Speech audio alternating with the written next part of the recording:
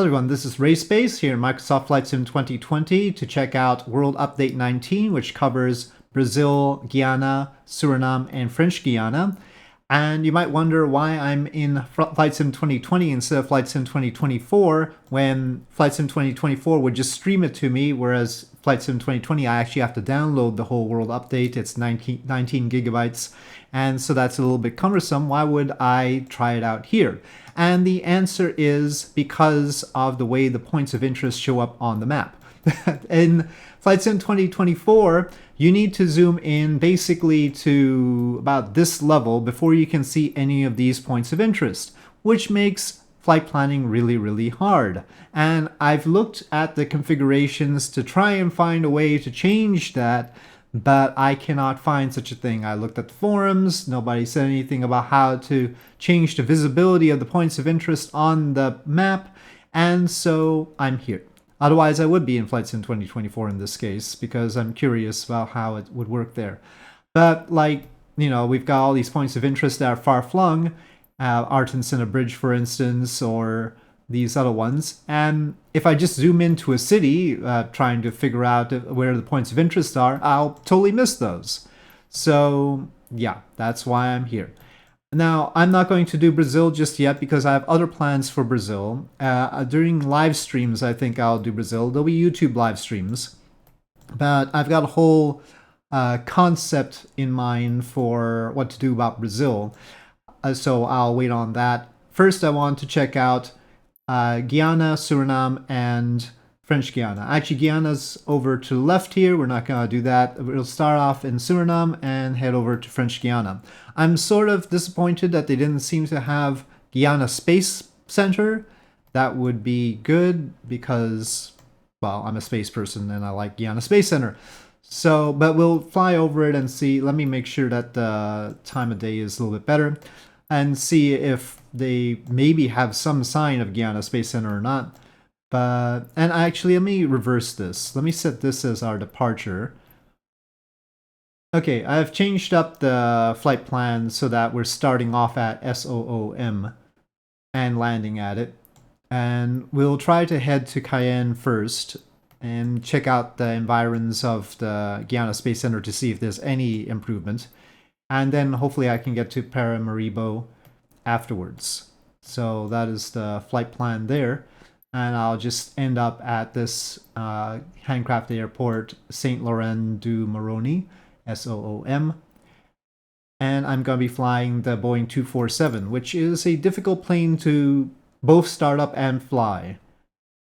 So I'll try to explain about the Wing42 Boeing 247, the plane that I am going to be featuring this time. It's got some interesting sounds as we are starting up the sim there. It's not a particularly fast plane. It's got 4 hours of endurance normally if we can't find a way to pack it with more fuel. Power plants, realistic engine parameters, real-world physics for entire combustion process, parts heat up depending on friction, mixture, pressure, oil flow, and airflow.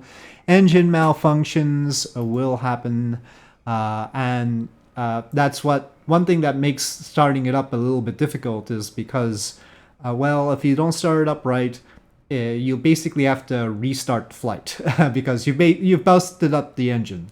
Accurate custom build engine controls and prop feathering system, but more than that, and probably more critical, it's the oil system that's fancy.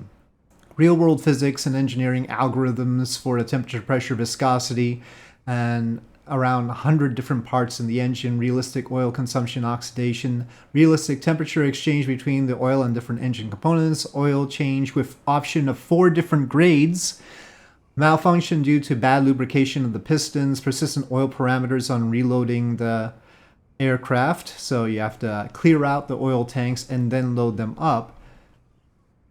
And then also the fuel system is complicated. You have a wobble pump. And in fact, even right now, after having read the manual and everything, I can't figure out how to switch the tanks without having one engine quit out on me. I think I have to wobble pump it a little bit more, but as of right now, switching tanks in flight is bad. So, but yeah. So this is a high realism sort of plane. Well, this is not the time of day I wanted.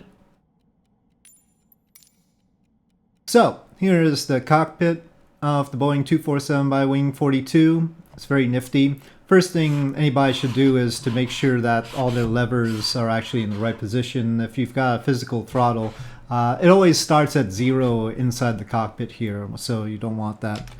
And out here, this is how we look with the United Airlines livery. Dusty, very appropriate. So, the battery switch is here, and we want that in. And that's the master ignition. I'm gonna toggle the magnetos just to make sure it knows. And I'm gonna toggle the engine distributor dial to both, and then a tank selector to left. I turn it off and on again, basically, every time I come in. And, oops. We need to make sure that they load the plane with what I want. So the way you do that is, you want the fuel, you load the fuel like this. And I mentioned that I have no idea how to get it to switch tanks safely yet. So I'm gonna put half fuel in the tanks I'm not gonna use, but I'm gonna use the big one, the left one. And we're gonna put some mail bags, maybe some passengers, some random passengers. And then we click make it so. And then we've got ground crew that actually does the things and takes some time to do it. Unfortunately, they don't physically pop up out there, but, you know, take what you can get. So, while they're doing that, I get the engines primed. So, there's the primer engine selector. I'm just gonna turn off and on the primer master valve. Some of this is just superstition because it's difficult to actually start the plane, and I always start the right one first because it seems to like that better. The wobble pump is here, and we wobble until the fuel pressure, which is way over there, is between 3 and 5, and I like it closer to 5, and then we prime 4 times in this case. It depends on the outside temperature. This is what we need to think about. Okay, and more priming. But this is probably a little bit early. I need to get them to attach the ladders and the starter cranks. Now, the whole oil issue, this maintenance, and you can do an oil change and change the grade of oil depending on the temperature outside. You can see the oils operate at different temperatures, and that's why you might need to do that. Right now, our external temp is 80 degrees Fahrenheit, so it's in the SAE 30 range, but we'll have to see about how the oil holds up. I want to keep the oil shutters open because that'll cool them. If you need to warm them up, you close the shutters. Okay, wind up flywheel. Hopefully the priming is still okay. Keep the fuel pressure up. Mesh the flywheel. Apparently not. Okay, well.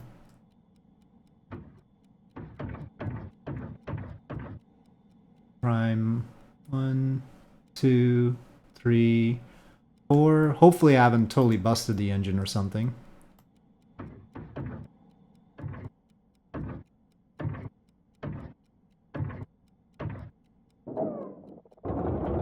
Okay, that one has started. Then switch the primer to the left. Make sure there's enough fuel pressure on the left side. 1, 2, 3, 4.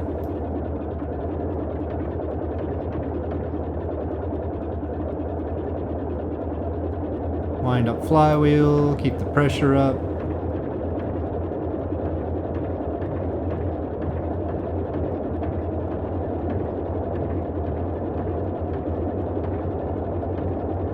Mesh flywheel. Okay, I think they're both started.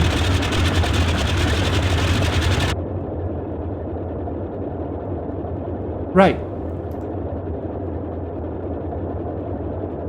So then, I always forget to put the parking brake on, but they've got the wheel chocks on right now. Wheel chocks off. And let's go.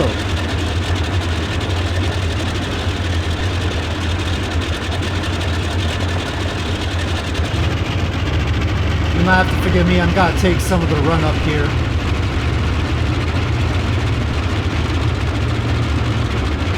There's a smaller airport.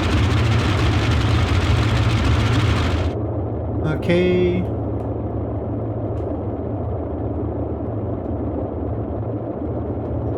Here we go.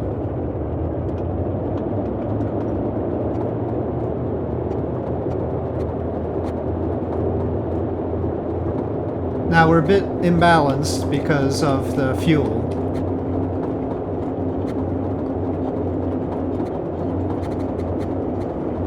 So the runway's really short. I mean, small. It's short and small, actually. Must go higher. Must go higher. Alright. Gear up.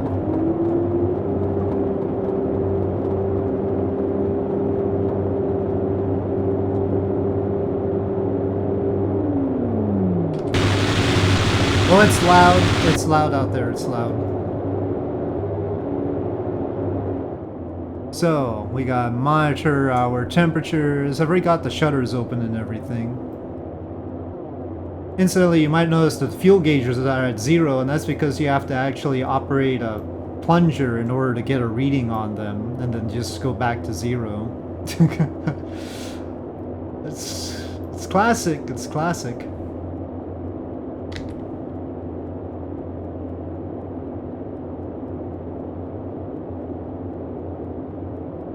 Alright, so that was SOOM, an airport that was added. That's a handcrafted airport back there.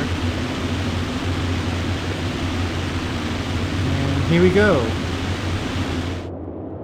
That's how the exterior looks from inside the cockpit. Pretty good. I mean, I like the 247. It's just tough to operate. But I'm leaning towards trying to fly it around the world. It'll take a while. It's not fast. But it'd be more interesting to fly around the world than a Cessna. It's like an inch away from Amelia Earhart flying the Lockheed Electra. And actually there is a livery available for the Boeing 247 for the Roscoe Turner version. And I've got that livery for Flight Sim 2024 in the Flight Sim 2024 community folder, but I didn't have it in this community folder. Flying wise, it's a very stable plane, which is good because it doesn't have any autopilot to speak of. So, or at all. So probably for the best. The only thing is I haven't successfully made a very long flight with it, because the engines keep dying on me, so I'm gonna have to monitor everything and make sure that it's all right. We're in very moderate air temperatures right now, you know, 70 degrees Fahrenheit out. And yeah, the dial is on Fahrenheit. It's all Fahrenheit. It does have a complex electrical system as well, and over to the far right there's the dial that shows whether the battery is recharging or not. Currently it is recharging because it's in positive territory, but it'd be discharging if it is in negative territory. And so in that case we are warned that we should try to limit our usage of like the lights and such. Well, there's the look of the place at 4,000 feet.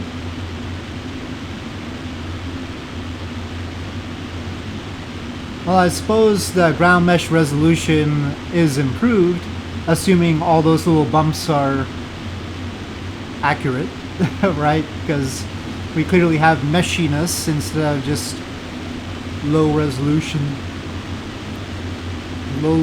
heights.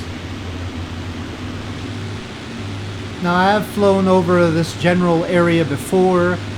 recently as part of my Olympic tour with the F-111, but that was much higher up. So I haven't seen it at this altitude much. The ground textures are not so great. I probably will need to check them out in Flight Sim 2024 to see how they compare there. But I think the scenery is broadly basically the same. It's just that the generic tiles are a little bit better in Flight Sim 2024, and these are generic tiles.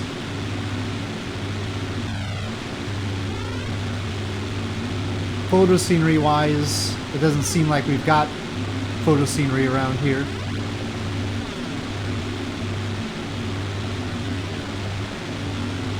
So the world update features are mainly points of interest and maybe mesh. It's a little bit tough to tell about the mesh because I've also got the South America mesh from Orbix. But if I recall, that didn't do a whole lot around here. There's certainly a lot more bumpiness right now. Up ahead, we've got our first point of interest, and that's the dam on the Sinnamary River, Petit Saut Dam.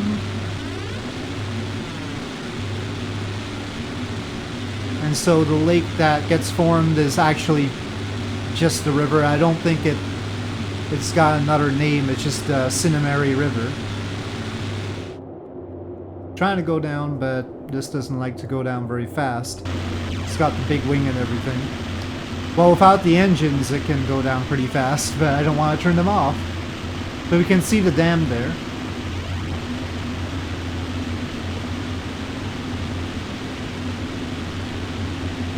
And certainly the coastline of this particular lake formed by the dam is much better than it was before. So that right there is our first point of interest, that dam.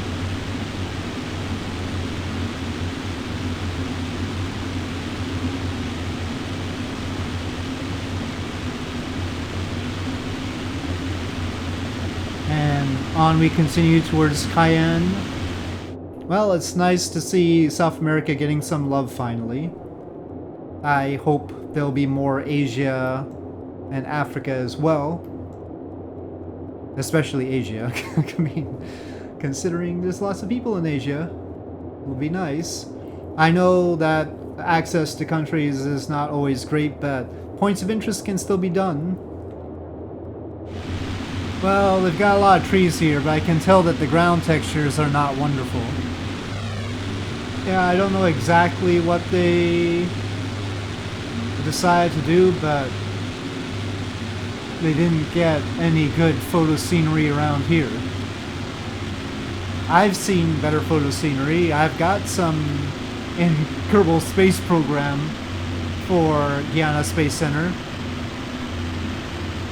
You can tell by the roadways and that huge building that this is the Space Center.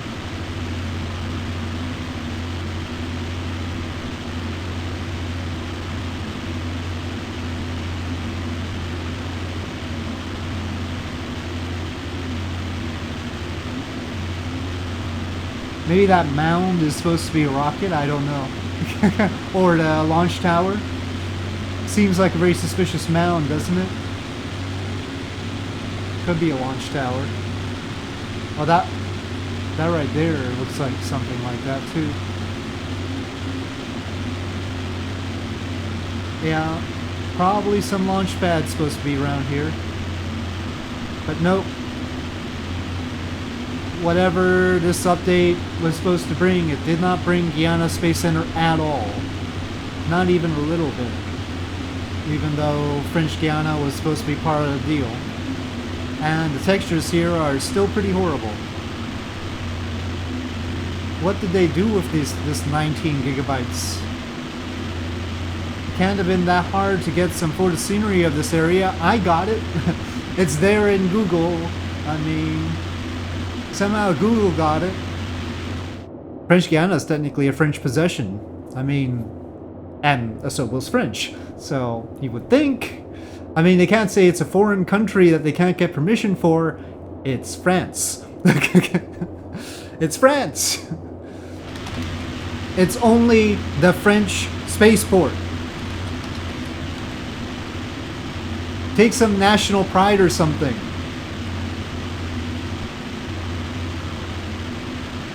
How hard can this be? But no, this is what French Guiana and Overseas Department of France looks like as we approach Kourou. So, needless to say, I'm so far not impressed by World Update 19. Hopefully when I get down to Brazil, it'll be better. But poor French Guiana. Kourou overall looks lamentable.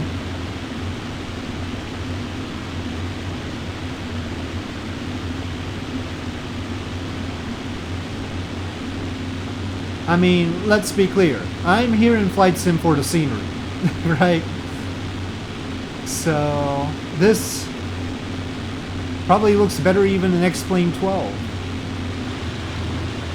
Dreyfus Tower is apparently not as tall as I was expecting. It's just that little building right there. It's like a lighthouse. Or a straight version of the Leaning Tower of Pisa. It's got a rock formation around it that totally doesn't match the landscape. And I wonder about these land-ish lines in the middle of the river mouth. There's no way it's like that, because that would be blocking the river. So I don't know what those are. In Flight Sim 2024, one of the nice things that they have is that the river color is a little bit more realistic. It should be a lot more sedimentary, if you will. It has a lot of stuff in. It is not as blue.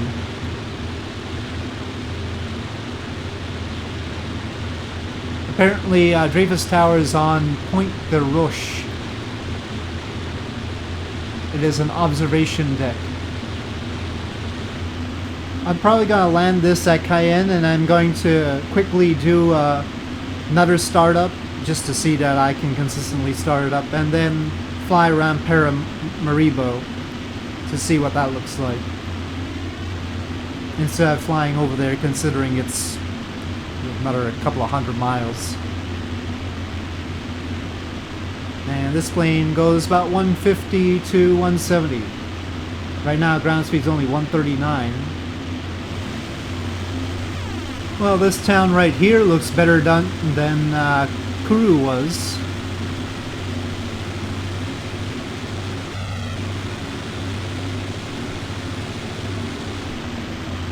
Okay, so there's the Casimir Loubert and Lighthouse at Cayenne. That's our next point of interest. And then I will land at SOCA. Okay, so this is a nice structure they've got here. I don't really see the lighthouse bit. And maybe some of the buildings, oh, maybe that's part of it? But some of the buildings around it could do with some work, considering it's got a slope with some building texture on it, but no actual building.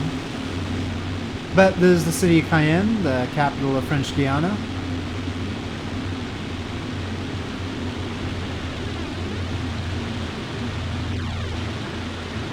It looks better than Kourou. Yeah, this end of French Guiana is looking better than the Kourou part.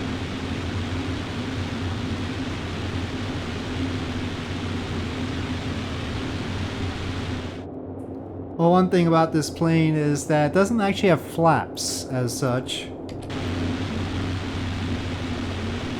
So, yeah. Interesting lack of a feature.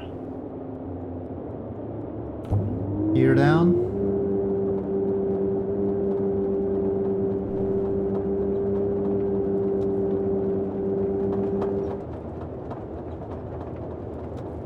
Okay, and... What? It suddenly started retracting the landing gear right when I was about to touch down, and I don't know why. That's weird. Okay, well, I'll have to investigate that. Was gonna be a nice landing. Okay, we're gonna go with the Zorg in Hoop Airport, SMZO, fairly short runway. And I'll just start it, already started. And then we're gonna take a look at the sites at Paramaribo in Suriname. No, I thought that was the departure. Why is that not an ad? Huh. I've got that as my departure, it says right here, but then when I click on this it should say ad, right? Well, we're going to have to remember what they are.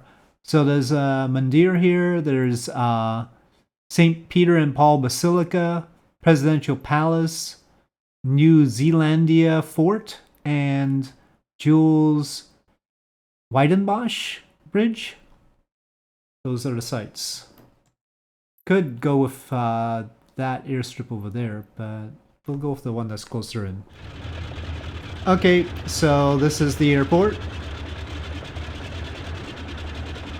It's got some fancy textures on it.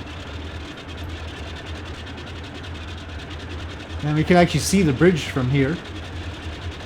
So there's Paramaribo. Okay, up we go.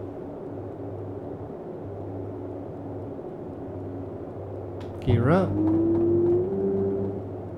Doesn't look like I have the sights on my Sky4Sim map either, so we're just gonna have to hunt for them.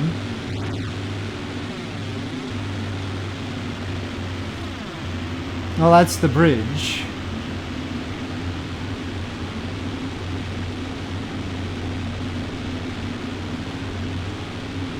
Colorful place. I guess that's the Basilica. And is that the New Zealand thing?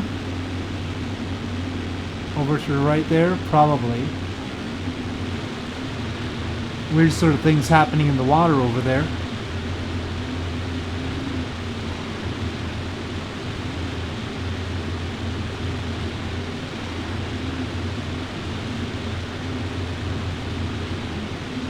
I was hoping that Sky4Sim would have icons for the points of interest here as well, but it seems like it doesn't.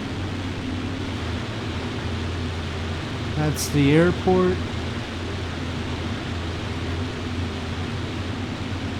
Okay, well, since it didn't let me add stuff to my flight plan, I really couldn't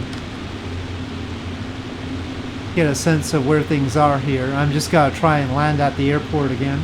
But this Paramaribo definitely looks good with the variety of buildings that we have here.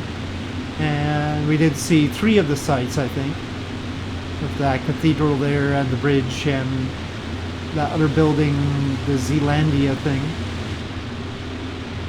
So, let me see if I can get back to SMZO properly. Gear down lever is down. There is also an undercarriage position indicator there, so I wonder. Hopefully that was down last time too. Not a very long runway to land at, and it's surrounded by buildings, so should be fun. Please stay down. Undercarriage.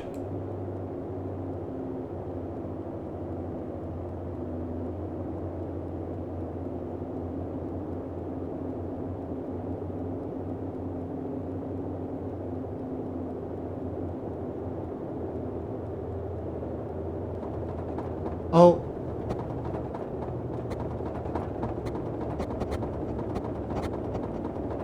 Are we actually down or not? I don't feel like the... Okay, we're down. Alright, so that's this little corner of the World Update 19, though there's a lot more of it. Of course, mainly it's probably Brazil. And that was the Wing42 Boeing 247, operating very nicely this time. And I'm gonna guess that the landing gear issue at Cayenne was some user error thing. But again, it hasn't been updated at all since its release, as far as I know. I don't know how I would get notified by an update, but I checked the website and it didn't seem like it had been updated. So, yes. I probably ruined the engines just like that too. Thank you for watching, and I'll see you guys next time.